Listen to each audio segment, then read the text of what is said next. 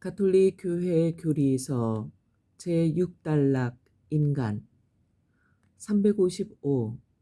하느님께서는 당신의 모습으로 사람을 창조하셨다. 하느님의 모습으로 사람을 창조하시되 남자와 여자로 그들을 창조하셨다.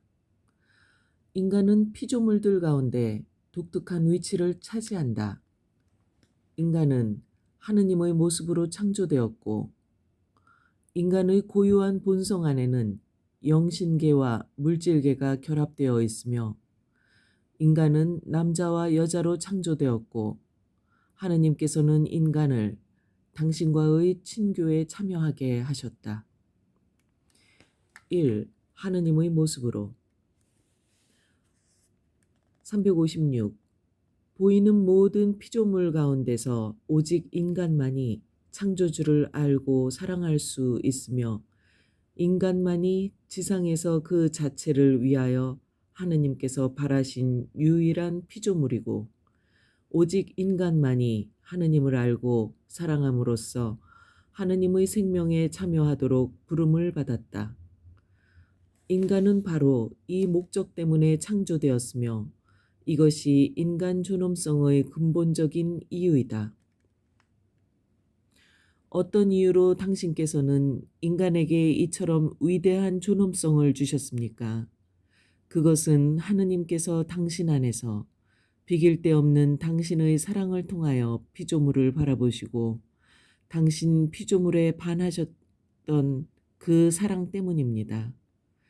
당신께서는 그 사랑 때문에 그를 창조하셨으며 그 사랑 때문에 그를 존재하게 하셨습니다. 이는 그가 당신의 영원한 선을 맛보게 하시려는 것입니다.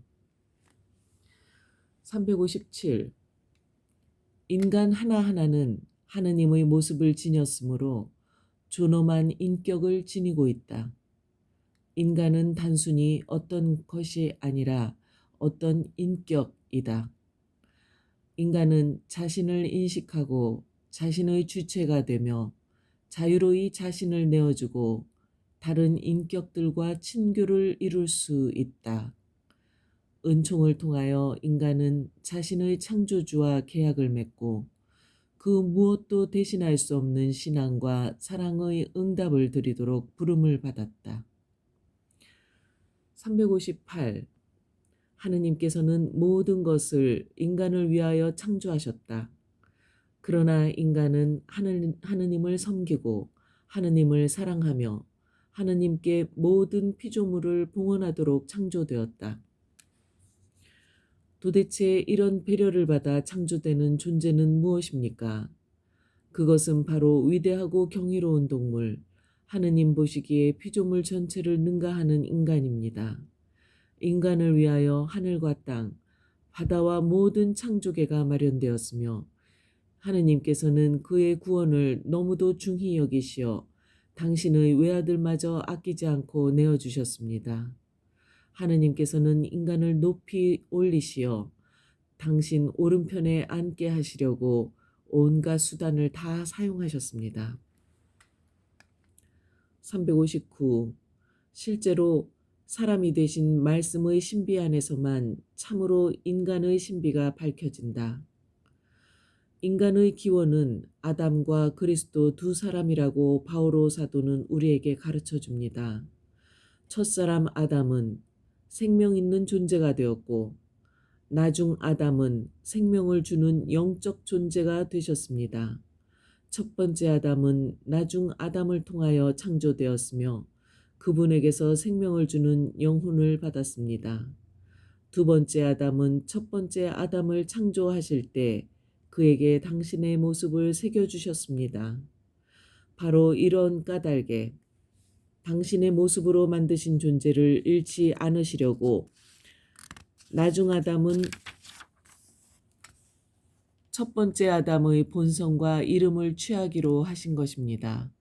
첫 번째 아담과 두 번째 아담, 전자는 시작이 있고 후자는 끝이 없습니다.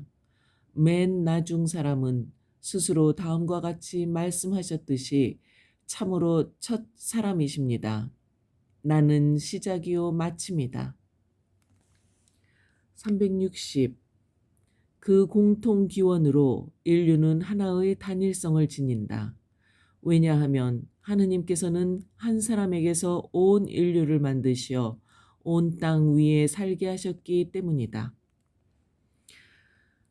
창조주에게서 비롯되는 우리 기원의 단일성 안에서 물질적인 육체와 영적인 영혼으로 이루어진 본성의 단일성 안에서 모두가 우선적으로 추구해야 할 목적의 단일성 안에서 이 세상 삶에서 이룩할 사명의 단일성 안에서 모든 사람이 천부의 권리를 통하여 자신의 삶을 유지하고 발전시키는 데 사용할 수 있는 대지, 곧 주거의 단일성 안에서 하느님 자신, 곧 모든 사람이 추구해야 할 초자연적 목적의 단일성 안에서 이 목적에 도달하려는 방법의 단일성 안에서 이 모든 일을 위하여 그리스도께서 이루신 구원의 단일성 안에서 이 모든 것 안에서 인류를 바라본다는 것은 놀라운 장관입니다. 361. 개인과 문화와 민족의 풍부한 다양성을 배제하지 않는 인간의 유대와 사랑의 이 법은 우리에게 모든 인간이 진정한 형제라는 것을 확신하게 한다. 2. 육체와 영혼으로 하나인 존재. 362. 하느님의 모습으로 지어진 인간은 육체적이며 동시에 영적인 존재이다. 주 하느님께서 흙의 먼지로 사람을 빚으시고 그 코에 생명의 숨을 불어넣으시니 사람이 생명체가 되었다. 성경의 이야기는 바로 이러한 사실을 상징적 언어로 설명하는 것이다. 그러므로 하느님께서는 전체적인 인간을 원하신 것이다. 363. 영혼이라는 말은 성경에서 종종 인간의 생명이나 인격 전체를 의미한다. 그러나 이 말은 또한 인간의 가장 내밀한 것, 가장 가치 있는 것을 가리킨다.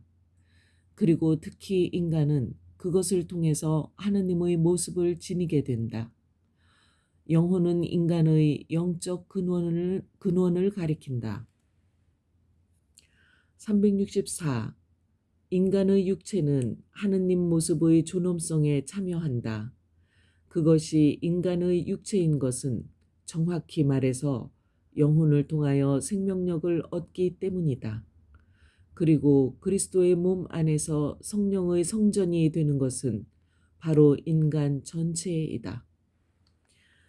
육체와 영혼으로 단일체를 이루는 인간은 그 육체적 조건을 통하여 물질 세계의 요소들을 자기 자신 안에 모으고 있다. 이렇게 물질 세계는 인간을 통하여 그 정점에 이르며 창조주께 소리 높여 자유로운 찬미를 드린다. 그러므로 인간은 육체적 생활을 천시해서는 안 된다. 오히려 반대로 인간은 하느님께 창조되고 마지막 날에 부활할 자기 육체를 좋게 여기고 존중하여야 할 의무가 있다. 365. 영혼과 육체의 단일성은 영혼을 육체의 형상으로 생각해야 할 만큼 심오하다.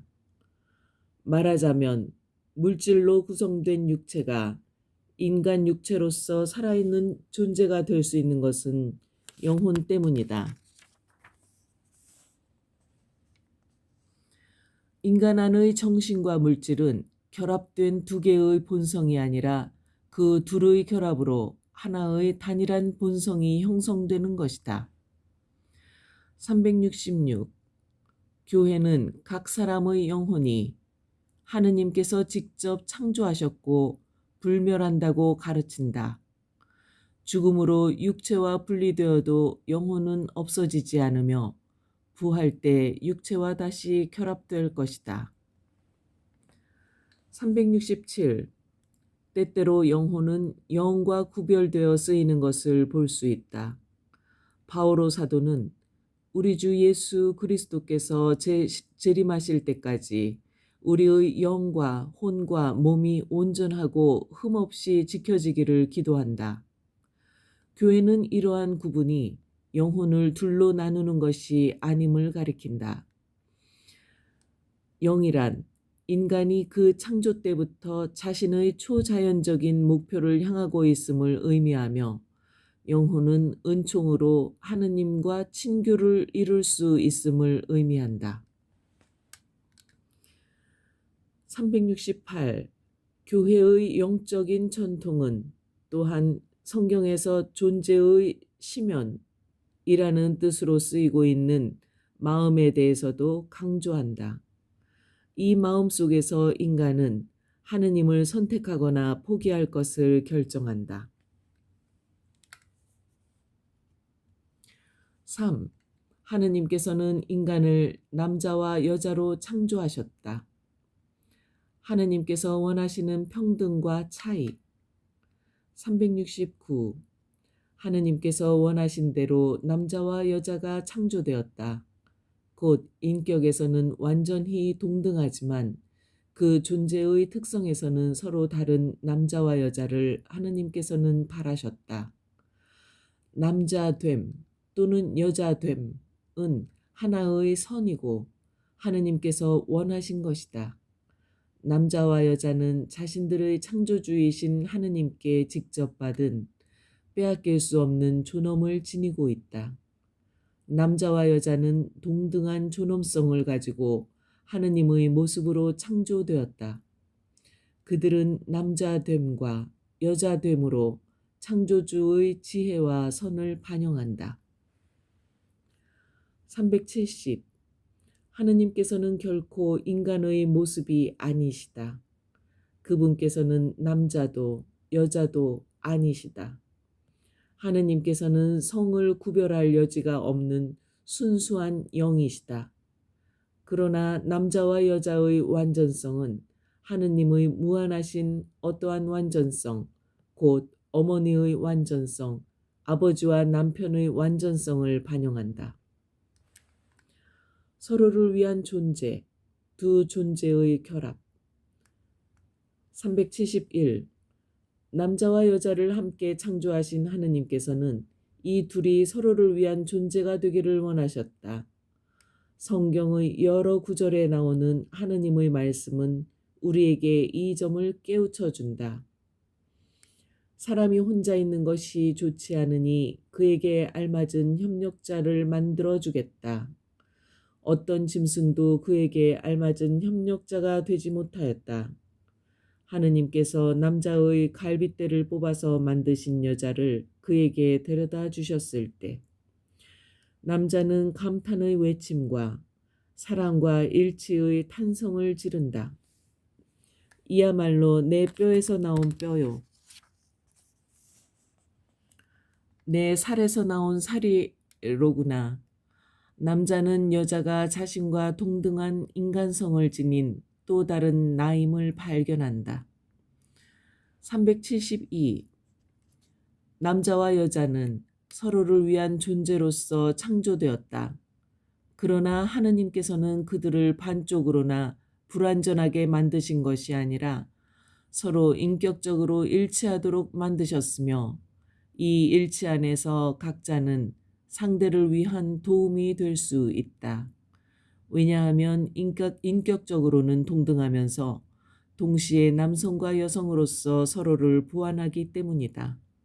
하느님께서는 혼인을 통하여 그들을 한 몸이 되게 하심으로써 인간 생명을 전달할 수 있게 하신다. 자식을 많이 낳고 번성하여 땅을 가득 채우고 지배하여라. 후손들에게 인간 생명을 전달함으로써 배우자와 부모로서의 남녀는 각각 창조주의 일에 협력한다. 373. 하느님의 계획에서 남녀는 하느님의 관리인으로서 땅을 지배할 소명을 지니고 있다. 이러한 지배는 독단적이고 파괴적인 정복이 되어서는 안 된다. 존재하는 모든 것을 사랑하시는 창조주의 모습을 닮은 남자와 여자는 다른 피조물들을 위한 하느님의 섭리에 참여하도록 부름을 받은 것이다. 바로 이 때문에 그들은 하느님께서 맡겨주신 세상에 대해 책임을 지고 있다. 4. 낙원의 인간 374.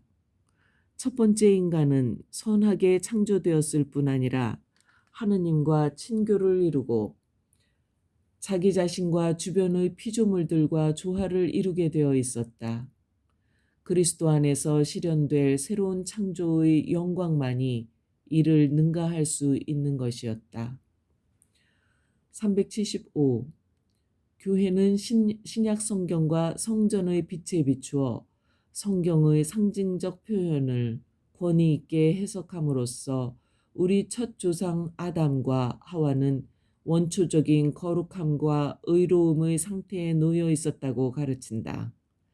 이 원초적인 거룩함의 은총이란 바로 하느님 생명에 참여하는 것이었다. 376. 이 은총의 빛으로 인생의 모든 차원은 견고해진다. 인간이 하느님과 일치하는 동안에는 죽지도 않고 고통도 당하지 않았다. 인간의 내적인 조화, 남자와 여자 사이의 조화, 그리고 첫 부부와 다른 피조물들 사이의 조화. 우리는 이 모두를 한마디로 원초적인 의로움이라 부른다.